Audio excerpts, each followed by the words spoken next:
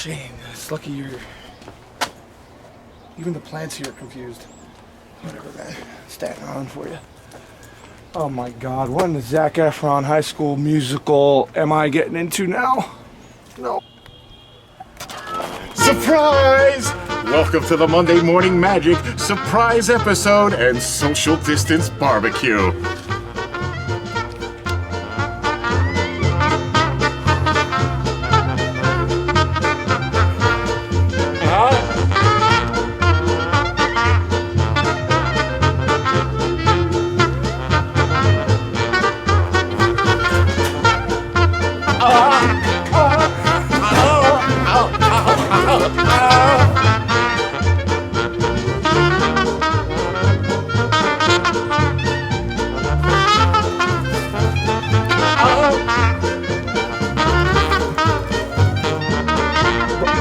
Why do you even need a bite? You're on grass.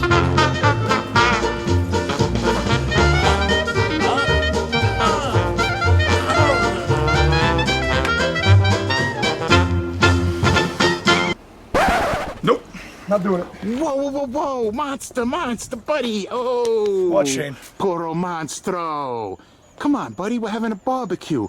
What, you think I'm gonna have a barbecue without my favorite luchador cubano? Yeah. A barbecue. A barbecue. Let's look at your barbecue. A social distance barbecue. Where are the people? This is not a barbecue. This is a lonesome barbecue. Were you eating without us? I had a little nosh. And come on, man, it's a social distancing Where's John? barbecue. Where's Ivino? Where's Steve? Where's all these... You think Iovino's driver's gonna take him to Staten Island to come eat hot dogs in my backyard? Huh? You think that I vacuum this pool all week so that the mayor of Scumbag City can come take a dip? I don't think so. You have a point there. All right. A point there. All right. So let's have a barbecue, a little interview. All right. A little paella. You got paella. A little elote. Yeah, So come on, take a seat. I got some questions for you. Hopefully you got some answers. Yeah, I got What do you some say? answers. Yeah, all right. All right. Clean up your mess at least. Got it. I figure first things first. Why don't I bring us out a couple of ice-cold bottles of Jägermeister for me and the monster? How's that sound? A little better? Sounds good, man. Sounds I good, appreciate right? that. Yeah. All right, you wait right here. Take a seat, king of the castle, and I'll be right back with those Jaegers. This disaster you have here. Oh, come on. This is how you treat champions. You know what, Shane? This burger is actually really good, man. Oh, yeah? Thank you. Well, why don't you wash it down with one of these bottles of Jaeger? Huh? What is that? Bottle of Jaeger. Ice cold, baby. It's a... They're 50 milliliters each. There's 2 shots here, dude. One of them's for me. I mean, You can have them, Shane. I don't drink. a little digestif. I'm good. I'm good. 100% Ah. good. All right. I appreciate it, though. Thank you. Yeah. Cheap bastard. Jesus. Monsters. Magic Kingdom, welcome to a very special edition of Monday Morning Magic. Our social distance barbecue, as it were, here today. Surprise barbecue, right, Shane? Speak of the devil, a very special episode today. Who better to have on this special return episode of Monday Morning Magic than a subject that's been featured probably more than any other subject on Monday Morning Magic, who's been interviewed more than any other subject on Monday Morning Magic, but yet the fans still want to know more. There's still more gold to mine. I'm talking about our Dark Arts champion, the second longest reigning Dark Arts champion in pro wrestling magic history, the one, Meadowlands Monster. Thank you for being here. Thanks for having me, Shane.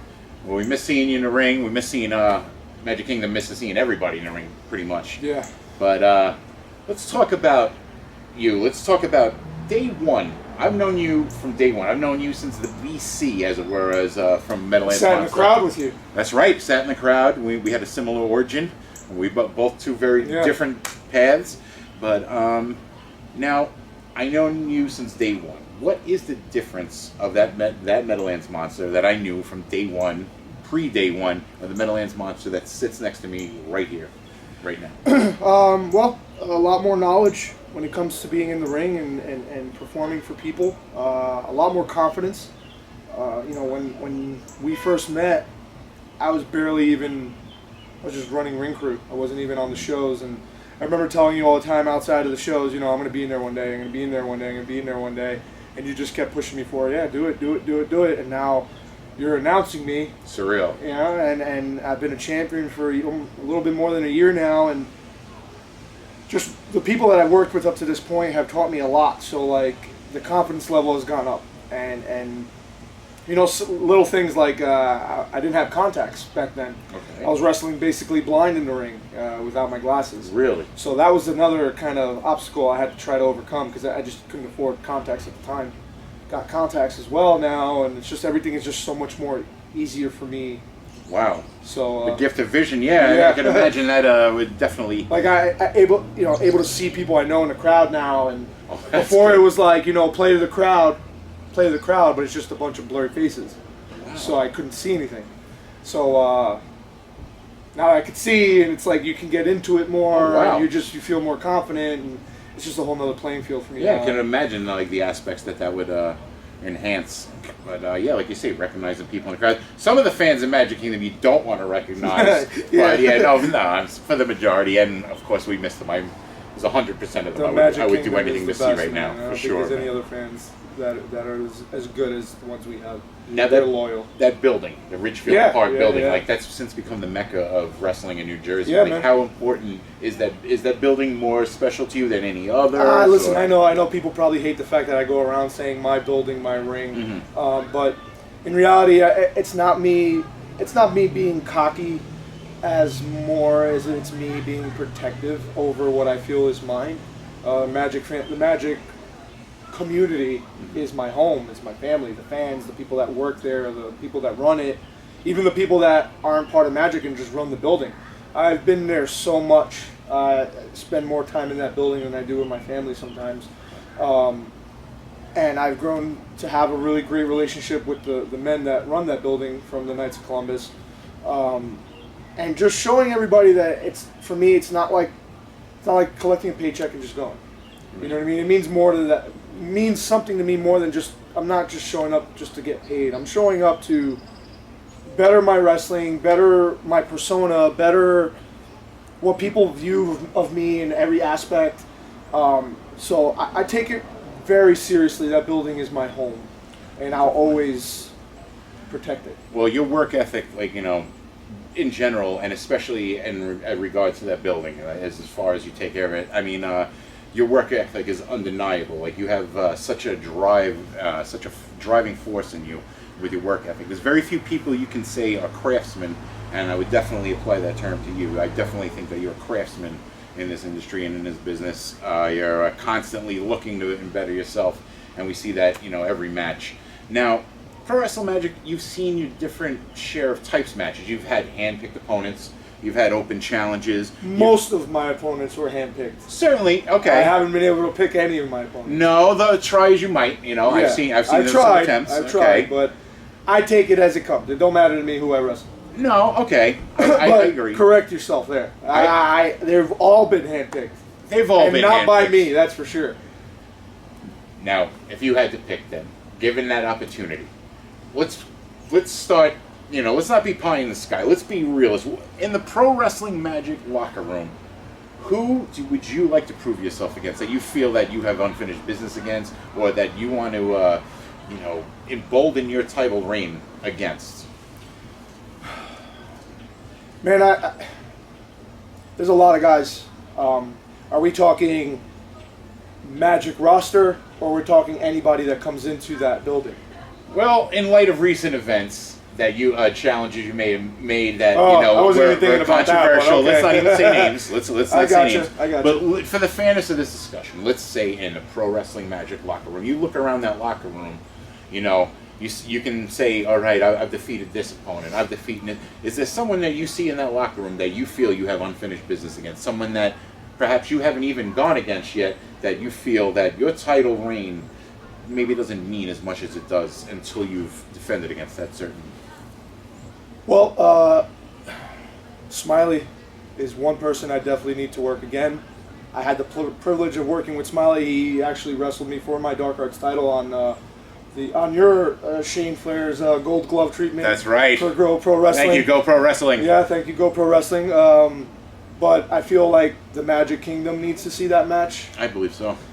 That's somebody definitely. You know what? I'm going to throw it out there because it's somebody that I wouldn't mind getting in the ring with. Would be Pinky Sanchez. Okay. I would love to work Pinky Sanchez if he ever felt like it. Certainly, that match we've seen a little bit online. We've seen it on Facebook. You two sparring, maybe. I just feel like I need to show him that I'm not a joke. Mm-hmm. I feel like it's not even an aspect of anger or being an asshole. Pardon the French. It's more of maybe showing him what I can do in the ring. Maybe he'll have a different view of me and not be so hard-headed. So at a respectful standpoint. Yeah, absolutely. Exactly. You would because like listen, I'm not going to take away from the fact of anything that's happened in the locker room with me and Pinky. That's whatever. I don't hold grudges. I'm not going to wish anything negative on the guy. Sure, right. But I feel like there is a little disrespect coming from maybe both our ends, and I just need to. I would love to get an opportunity to show him that I'm not a fly-by-night type of dude. Two people I have a lot of respect for. I would like to see you sit down at some time and maybe set aside the BS before you approach the in-ring. Yeah, and listen, the BS is set aside. I don't care. I believe so. I got other things to worry about. I'm not going to lose sleep over it. But I've always supported it. I've supported Pinky. I've supported what he's done. But there's certain situations where I can't support certain things that, not just what Pinky does. There's a lot of people that do messed up things. But I would like that match, definitely. I understand. But literally, I would love to work everybody in the locker room. There's not, as far as Magic roster goes, I think we got one of the most loyal, hardworking rosters out there. Absolutely. Everybody's, fighting for their spot. Absolutely. And rightfully And people show up early. The people that have been coming to training and helping out and stuff like that. It's like I used to do ring crew with me, Lawrence, and Mikey, and now I have a crew. Now I have people that come to help and want to be a part of this. So, show and prove. Exactly. Okay. Now, with that ring crew, you mentioned some names. Mikey, Lawrence, Young Boy, Louis Lindo, Chris Ryan. One of my hugest favorite. I love Vargas. You don't have to even Los Salvajes. I'm a huge fan of Rojas. And now let me say, Vargas and Reyes. Huge fan of both of them. Now, a lot of young guys, like I mentioned, Louis Lindo, Chris Ryan. Like I said, my personal favorite out of that group, Mantis. I'm a big Mantis fan. Man. Out of this young crop that we see around Pro Wrestling Magic, they're bustling, paying their dues. Yep. A lot of good mentalities I see among these guys. Absolutely. Where they're looking maybe from your Craftsman vibe. Maybe they're picking up on that. Out of that young crop, who's somebody that you look at and I'm not going to say you have fear, because you're not one that I know to have fear, but that you maybe are a little apprehensive about that in 5 years you see this young lion that might be going for your jugular in 5 years. Out of that young crop, who do you see? It's a good question, Shane, but I'm not, I could be 80 years old and I don't see anybody a threat to me. I'm going to keep doing what I'm doing. There are a lot of young talent out there that have been stepping up for Magic. JJ Adams right now is probably my favorite. I can't believe I skipped him and Boom Hard. That's why I had to bring JJ and Boom. Two great kids. They're great workers. They're hard workers. These are two kids that don't have rides sometimes. They take buses and trains to get to wherever they have to. I drive JJ to every Magic show. He calls me first thing in the morning. Hey, do you mind giving me a ride? He shows up. He helps out. Even if he's not in the car, he stays to the end of the show. You know what I mean? Like, there's a lot of good. Mantis is a freak of nature. That kid awesome. is going to go places. Louis Lindo. There's a lot of young guys. For Lawrence has had 2 matches now, I think, right? 2 or 3 matches. Right. Mikey had a surprise match with Jay George. Certainly. And it makes me feel good because I did the work in getting this started for them. That was another thing around the whole internet about people acting like I was training people. I'm not training anybody. I'm in the training with these people. All I did was facilitate the building, and I got people to come and want to train these kids. And now we have something building slowly, and people come. It started with like 4 people. Now we got like 12 to 15 people. And we're not trying to get money out of them. We're just giving somebody an opportunity that they might not have anywhere else. It's true. You come, you help out. You set up the ring, you break down the ring, you pay your dues, you'll get an opportunity. Look at Vargas. Vargas started coming to the training. Vargas now does shows for Magic. One hand washes the other. Steve's going to see that. Steve's going to see you coming and training and helping out and working on Monday Morning Magic. And look at, like, these kids are getting opportunities now. How many times has JJ been on our show now? And not Monday morning. No, on the main show. On actually main show. You deserved it every single time, man. I defended my title against him. Exactly. He wrestled against John. These kids are getting opportunities. And that's all I've ever asked for. So for me to be able to be giving this to kids, my job's complete. I'm good, man.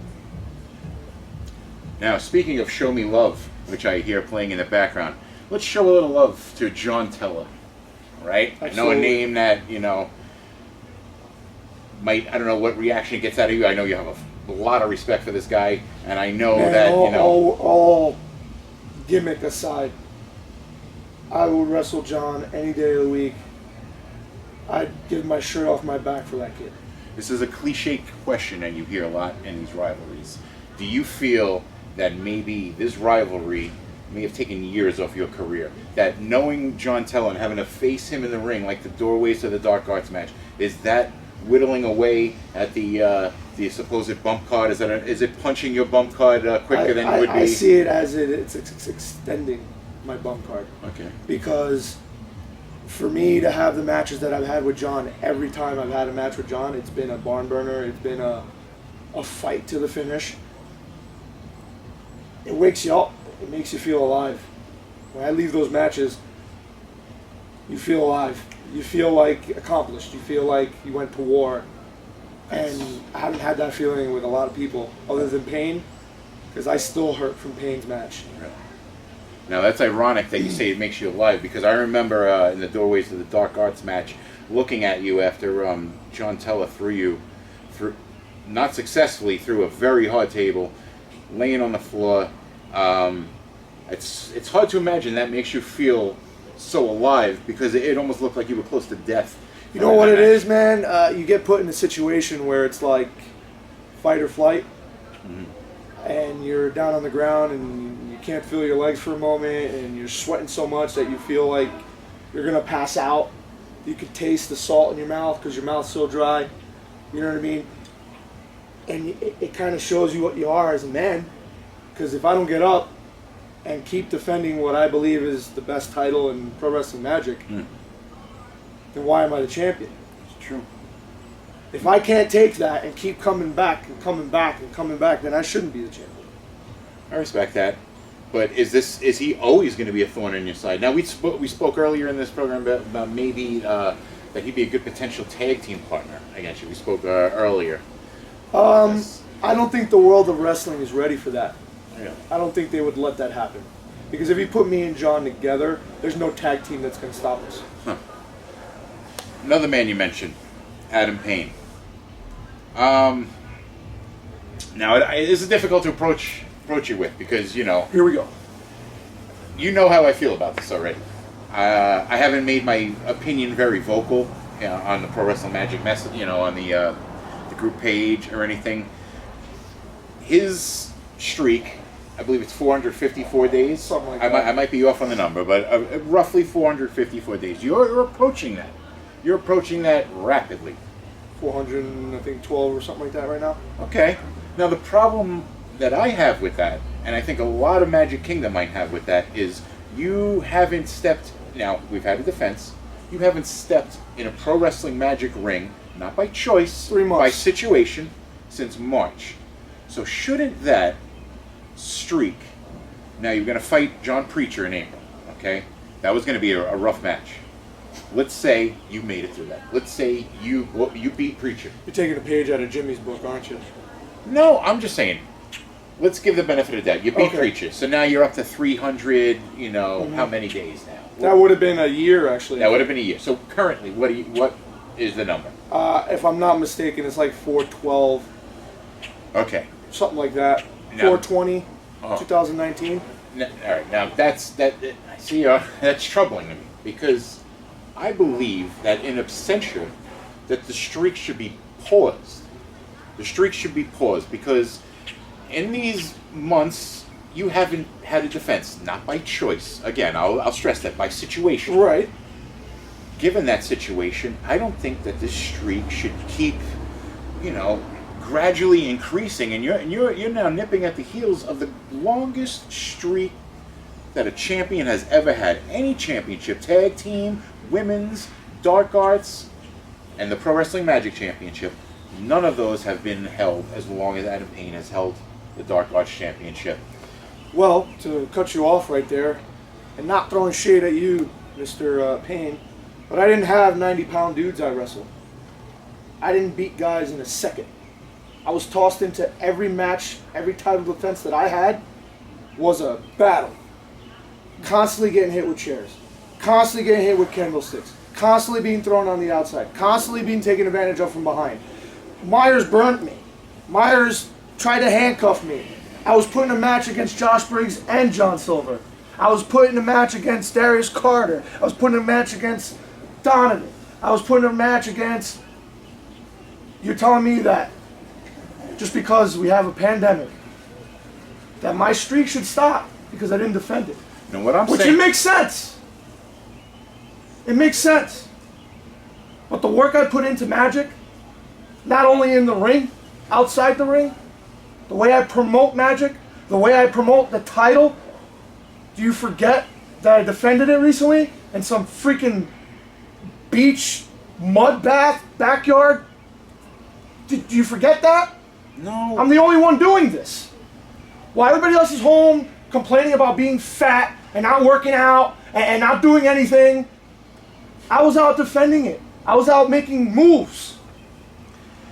So, what I told Magic, the higher-ups, that when we do come back, I wouldn't be against having a gauntlet match. Give me a guy for every month that I missed in one match. Put a time limit on it if you want. I got to defeat, 3 months now we've been out? All right, so we're up to 3 guys. By the time we get back, hopefully in June, that'll be 4 guys. What if the streak was put on pause until that gauntlet match? Until you...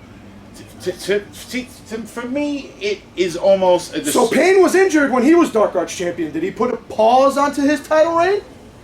Not necessarily, but I mean, this is a 3-month vacation. Oh, but he missed a month of action, and you didn't put a hold on to those 30 days. No. So that would bring his title reign down a little bit, wouldn't it? But what? But this is a 3-month... I was in the locker room busting my ass when Adam Payne was injured. And he was still a champion. And nobody ever said put an asterisk on his reign. Why? Because he's a veteran? Why? Because he's a good old boy? Why? Why do I always have to get the brunt of everything? Why do people always want to talk shit about me? Why do people always want to put me down? I'm tired of it, Shane. And I'm not going to lose my shit with you, bro. I'm not. Because I really, really appreciate you for everything. Okay. But don't fucking get it twisted. Don't get it twisted. Because I will put you through this grill and your fences without even thinking twice. Don't disrespect my title reign, because every match I've had, I've come out of it limping and in pain. Every match I've had. You should know, you've been at every one. Even the ones in New York that weren't with Magic. Even the ones in Pennsylvania. Everywhere I go. I'm a sideshow freak to people. Promoters look at me as a Frankenstein. We're going to see what promoters think of me when I'm holding every heavyweight title in New Jersey. Fair enough. Fair enough. Well, there we got a good glimpse at the present and future of the Meadowlands Monster. Now, let's go into the past. We have a clip here. We have a great match early from your career against the Jersey Muscle Jock, Steve Gibki. Let's take a look at what was a great match. Don't you agree? Gibki's a great dude, man. I respect that dude 100%. At least we can agree on something Yeah, right now. absolutely. Absolutely. Let's take a look. Well, surprise, surprise, surprise. It's your boy Jimmy Riot, and although I wasn't invited to the barbecue, I'm here to do commentary for one of possibly the best matches that's ever happened inside the walls of the Kingdom. Steve Gibki, the Doer, the Jersey Muscle Jock, taking on the Meadowlands Monster from way back in the day, 2018. And already we got some fists flying, some chops flying from Mr. Steve Gibki, the Jersey Muscle Jock, who is very game here tonight, knowing he has quite a 7+ foot tall mountain to climb, known as the current Pro Wrestling Magic Dark Arts champion, the Meadowlands Monster. Raining down fists of fury, but the Monster having none of it. Going for the clothesline, nobody home. Big chop, but the Monster blocks it, throws the hand out of the way, and just throws the Jersey Muscle Jock over the top rope. My goodness! Way out to the floor, ladies and gentlemen, of the Kingdom. We don't use mats here in the Pro Wrestling Magic Kingdom because, quite frankly, we ain't got time for that. Up over the top rope, the Monster walks, going out to get his opponent back in the ring. Steve Gibki seems to be on spaghetti legs, ladies and gentlemen. And then a big couple of right hands to the chest and then one up on the side of the head. Big stinger splash into the corner from the Monster. Here goes the Irish whip. Big back body drop up and over. Must have gone 10 feet in the air on that one. For a guy who doesn't know how to let people show up to a barbecue, he sure knows how to suplex a dude out of his shoes. Anyway, thank you for joining us here, ladies and gentlemen, on this very special surprise episode of Monday Morning Magic. And although we are not in the Kingdom, we are very happy to be able to bring you some of the best that Pro Wrestling Magic has to offer, and these two are certainly that. My God! 5 fingers to the chest. What an incredible chop across the chest of the Jersey Muscle Jock from the Meadowlands Monster. Slowly getting back up to his feet. I don't think I'd ever get back up to my feet personally. Going for possibly for snake eyes there up on the top turnbuckle, but Steve Gibki saying, no sir, coming in with that forearm, and another one, a diving forearm. Any other person, any other being on this planet would have been down after one, but it took 3 to throw the Meadowlands Monster out of the ring, nearly into the front row. But here comes the Jersey Muscle Jock. Tope, no. 2 hands around the throat. Oh! The eyes of Steve Gibki really told the story on that one, ladies and gentlemen. The Monster, back at this point in 2018, no title yet, but with plenty to prove to the Magic masses out there.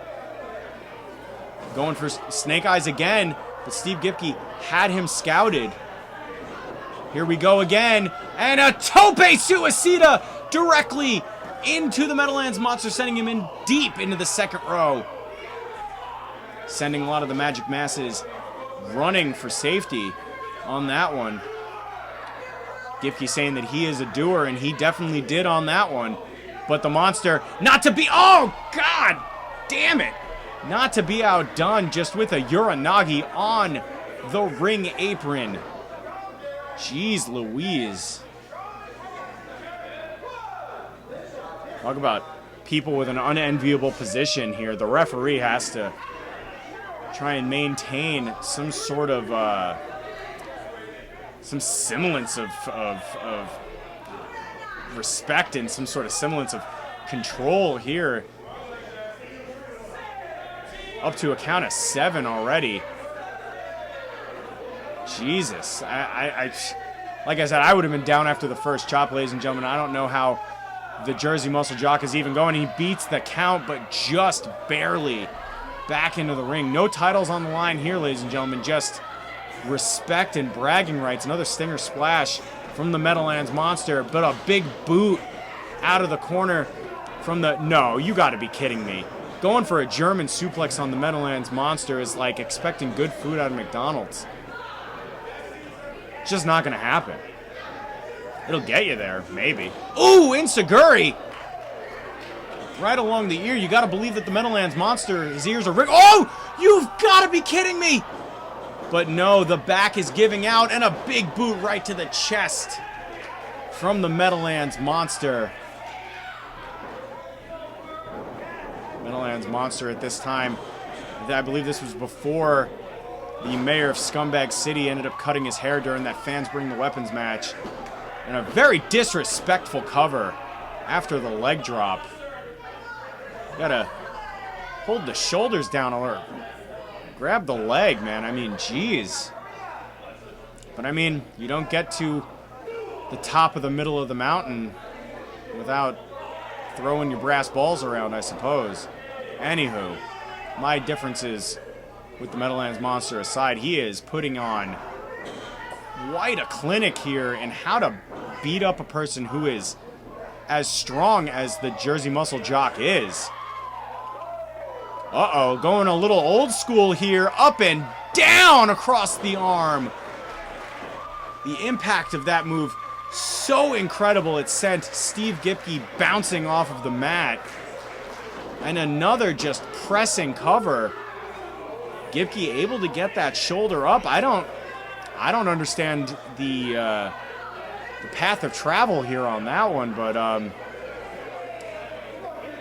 mean, ladies and gentlemen, this match is you think of Pro Wrestling Magic, the hierarchy of competitor here in Pro Wrestling Magic, and you think obviously in the top 3, top 5, you're gonna have Steve Gibki, you're gonna have the Meadowlands Monster, and oh wait, got him goozled up, and look at the power, the strength of the 7'1", 300+ pound Meadowlands Monster, but not to be denied is Steve Gibki, who is just reining in these Jersey Muscle right hands. Now he's got him in a sleeper hold. Can he put the monster to sleep?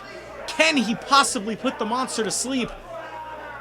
I mean, ever since he awoke from the swamps of Secaucus, I don't think I've ever even seen the monster take a nap, let alone go to sleep in the center of the ring.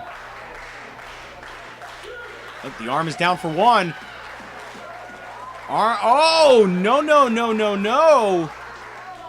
Says the Meadowlands Monster. He is well alive here, sending a sharp elbow right into the upper part of the ribs, just right into, oh, and then a headbutt to the chest, right into the breastplate of the Jersey Muscle Jock. This match, ladies and gentlemen, is not for the faint of heart, I assure you. Steve, though, luring the Meadowlands Monster in. Big spine buster! Hooking the leg too, and Jesus. No way. The power, though. I mean, as impressive as it was for the Meadowlands Monster to kick out there, you got to think of how the power of the Jersey Muscle Jock came into play there. Able to lift up 300+ pounds. And the Meadowlands Monster's a lean 300 pounds, too. Just, oh, almost went for the, oh, super kick! Super kick! Followed up by a big elbow! Big back fist! No way! German suplex! Going for the cover, 1, 2, and Jesus! I know that I've asked this question plenty of times, whether it be in the situation that we are facing here today or in person. But what does it take? What does it take to keep the Meadowlands Monster down? Steve Gibki, though, seems to have an idea in his head. Oh, no way! Look at the power! Look at the power! Big torture rack slam! You gotta think that the shoulders being on the coccyx and being in the center of the shoulders like that. 1, 2, and still just a 2 count. Although you could see, as I said earlier, that the story was being told through the eyes of Steve Gibki. The glazed over look in the Meadowlands Monster's eyes certainly tells the story that he may have a higher mountain to climb than he thought. Oh my God. The monster just sat up. The monster is here. The monster cometh. Will he choke slam? God damn it. 1, 2, that's gotta be. What? Somehow, some way, the Jersey Muscle Jock was able to roll his shoulder up. I don't know if there's ever been. Oh, we're losing a layer of clothing. The shoulder straps have come down. That is a +3 to strength, ladies and gentlemen. I'm not sure if you're keeping score at home, but that does not spell good things for... Wait a second. Snap German suplex. Sending the big man down, but a lariat stops that momentum for the moment of the Jersey Muscle Jock, who is all but... Wait a second. Here we go. Wait a second. Festus Bomb! Fester Bomb! Oh, come on. 1, 2, 3. Jesus. Well, the Meadowlands Monster is your winner, ladies and gentlemen. Next time, invite your boy Jimmy Riot to the barbecue. See you later, Shane. Oh, come on. Where you going, Monster Buddy? Buddy! I thought we were going swimming. No swimming. Marco Polo? We're supposed to play Marco Polo. Chicken fight. Let's have a chicken... With who? There's 2 people here. Who are we chicken fighting with? Just me riding around on your shoulders like a chicken fight. Practicing. Bye, Shane. All right. Guess I'll watch that AMS trailer by myself then. You do that. Okay. It's really good. All right.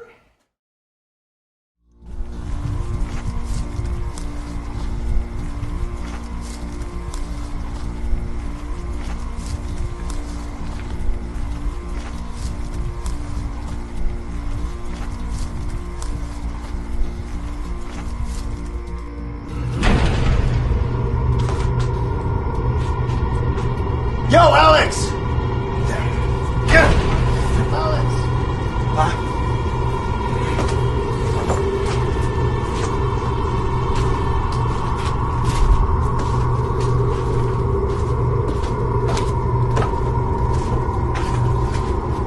Yeah.